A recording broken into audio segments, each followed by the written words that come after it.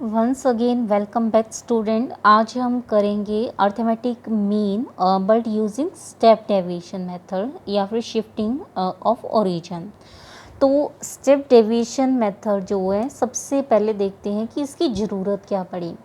जब भी आपकी फ्रीक्वेंसी बहुत ज़्यादा बड़ी दे रखी हो, एक्साइज की वैल्यू बहुत ज़्यादा लार्ज हो, तो कैलकुलेशन जो है हमारे पास क्या हो जाता है कि बहुत ज़्यादा बड़ी हो जाती है, इजीली हमारे पास कैलकुलेट नहीं कर सकते। तो कैलकुलेशन को कम करने के लिए ही आपका किसका यूज़ होता है, स्टेप डेविएशन मेथड का यूज़ होता है। और आप चेक कर सकते हो कि यहाँ पर स्टेप डेविएशन में से करो, सिंपल से करो, कुछ एज्यूम्ड मीन से करो, आपको कुछ ज़्यादा फ़र्क नहीं आएगा, इतना ज़्यादा नहीं आएगा।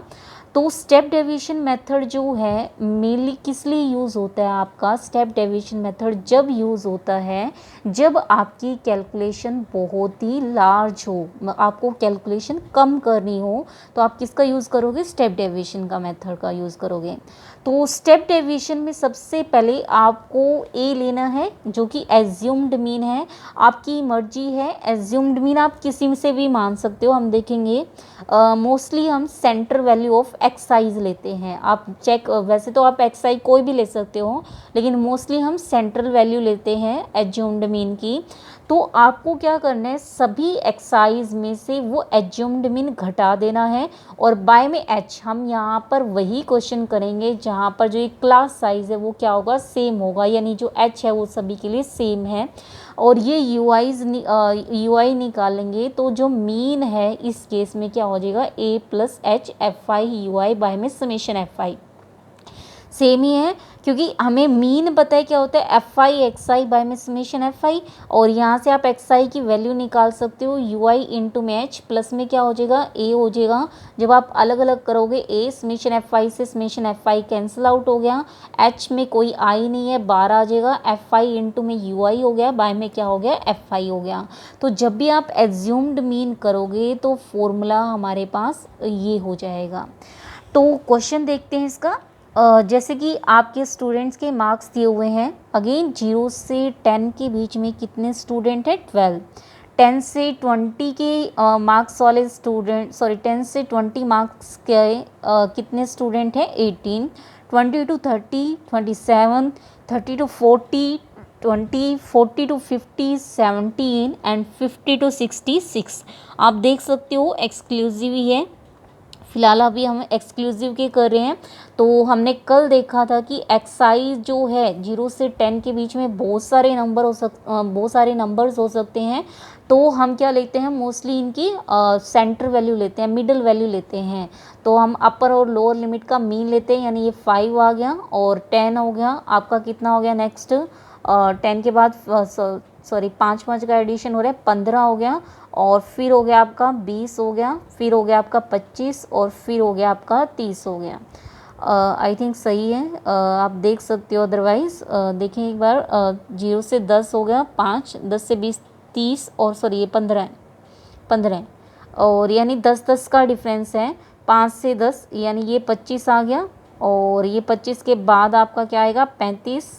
35 के बाद आई थिंक 45, और 45 के बाद हमारे पास आ गया 55। तो ये हमारे पास क्या आ गया, एक्साइज आ गए। अब आप देख सकते हो कि फ्रीक्वेंसी भी बहुत बड़ी है, कहीं 27 भी है, कहीं 18 है। 18 इंटू 15 लंबा हो जाएगा।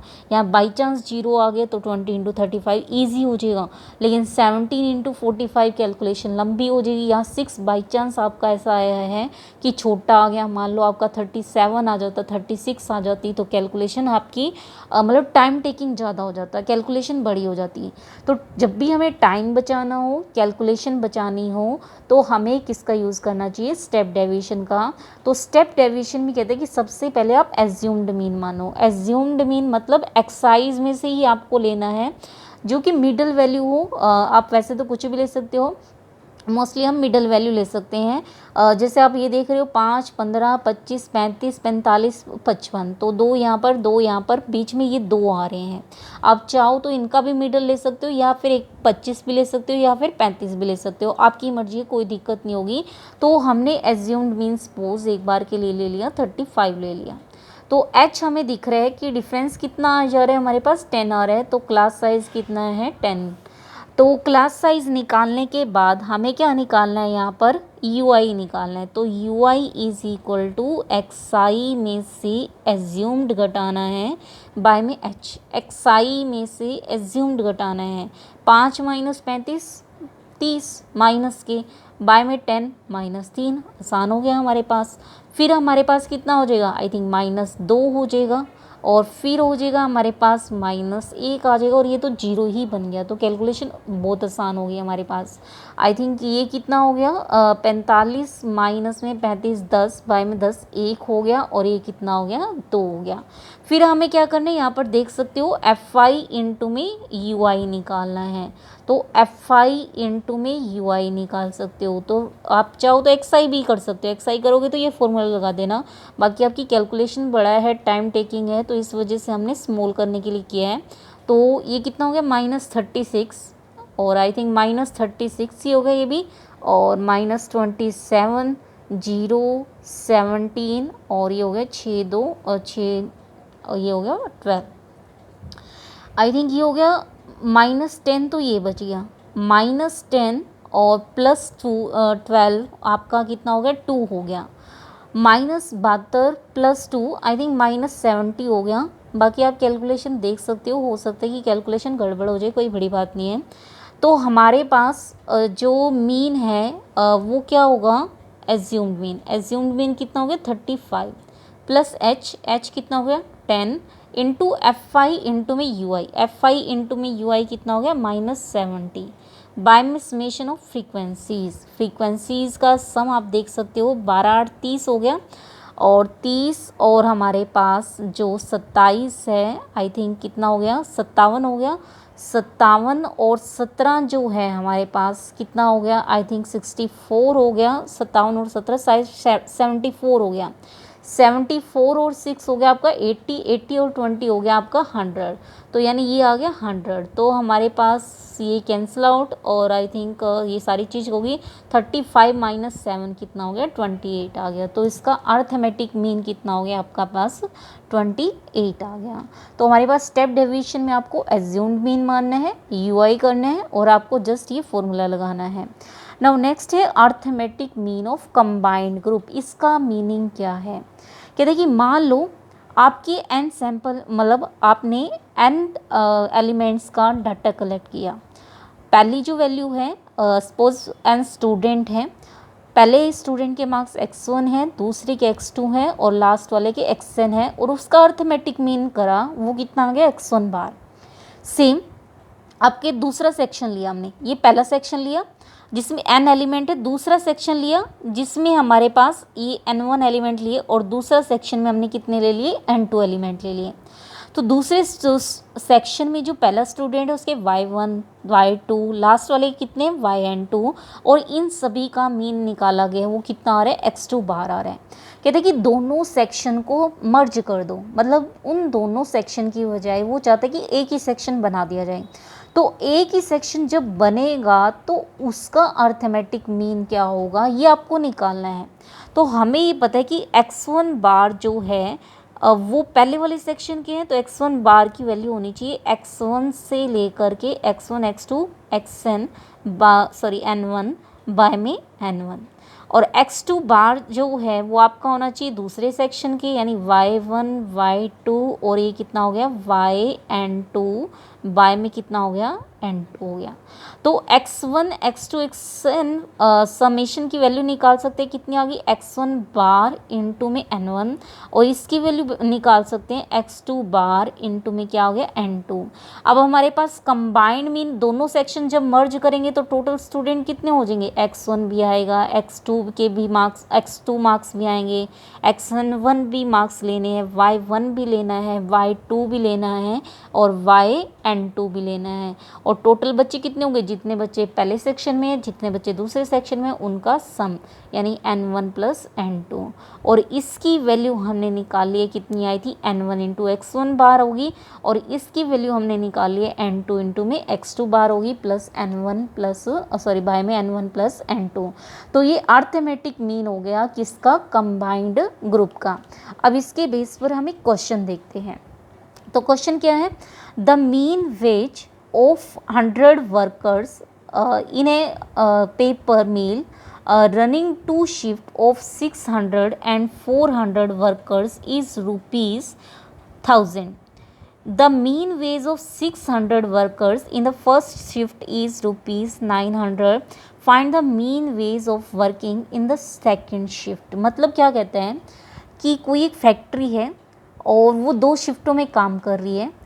पहली शिफ्ट में 600 वर्कर काम कर रहे हैं और दूसरी शिफ्ट में 400 वर्कर्स काम कर रहे हैं, और जो 1000 वर्कर्स हैं उनका जो कंबाइंड मीन है वो आपको दिया हुआ है 1000, और जो 600 वर्कर्स का है, जो फर्स्ट शिफ्ट में 600 वर्कर्स काम कर रहे हैं उनका अर्थमेटिक मीन है 900।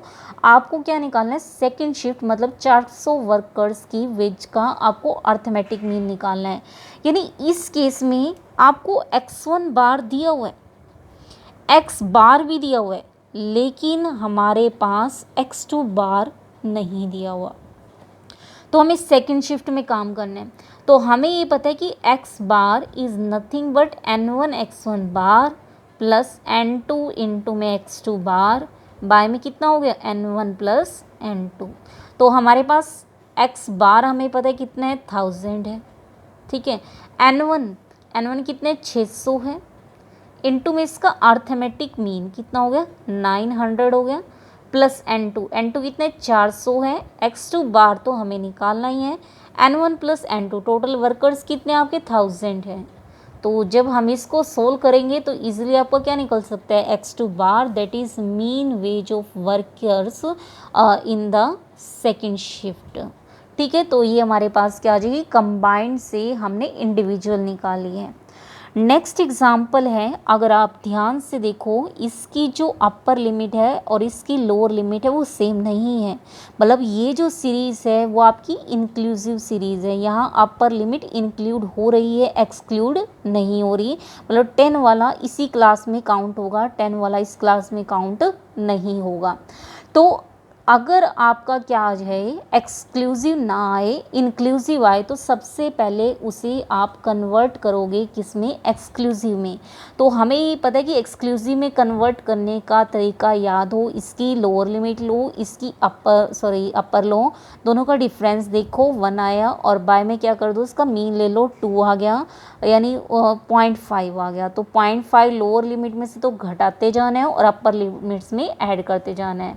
तो इसमें से जब घटाएंगे तो ये हो गया 0.5 और ये हो गया 10.5 और ये हो जाएगा आपका 10.5 और ये हो जाएगा आपका आई थिंक 20.5 और ये हो गया 20.5 और ये आई थिंक कितना हो गया 30.5 और ये हो गया 30.5 से लेकर के 40.5 और ये हो गया 40.5 से लेकर के 50.5।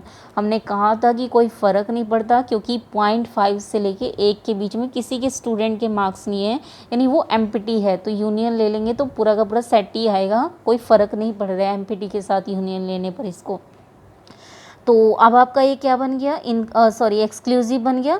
एक्सक्लूसिव में अब आपको क्या चाहिए, एक्साइज चाहिए। एक्साइज हमें पता है कि इसका हम अर्थमेटिक मीन लेंगे, तो आई थिंक ये 11 हो गया और 11 का हो गया आपका कितना हो गया, शायद 5.5 हो गया और ये हो गया आपका 20 और 10 30 और 1 31 आई थिंक 15.5, 10 का गैप दिख रहा है, 25.5 और 35.5 और 45.5। फिर तो आप चाहो तो एज्यूम्ड मीन से कर सकते हो या सिंपल से कर सकते हो, आपकी मर्जी है। अगर सिंपल से करोगे 5 into 5.5, 5 into 15.5, 4 into 25.5, 3 into 35.5, 3 into में 45.5, फिर उन सबको क्या कर दोगे ऐड बाय में टोटल फ्रीक्वेंसी। आपकी फ्रीक्वेंसी आई थिंक 20 है तो इससे डिवाइड करोगे। आप चाहो तो एज्यूम्ड मीन से भी कर सकते हो, तो आप 25.5 मान के चलो या 15.5 या 35.5, तो हमारे पास ये क्या निकल जाएगा अर्थमेटिक। यानी हमारे पास क्या है, अगर आपकी इंक्लूसिव सीरीज़ है तो आपको उसे किस में कन्वर्ट करना पड़ेगा, एक्सक्लूसिव में। तो थैंक यू स्टूडेंट्स।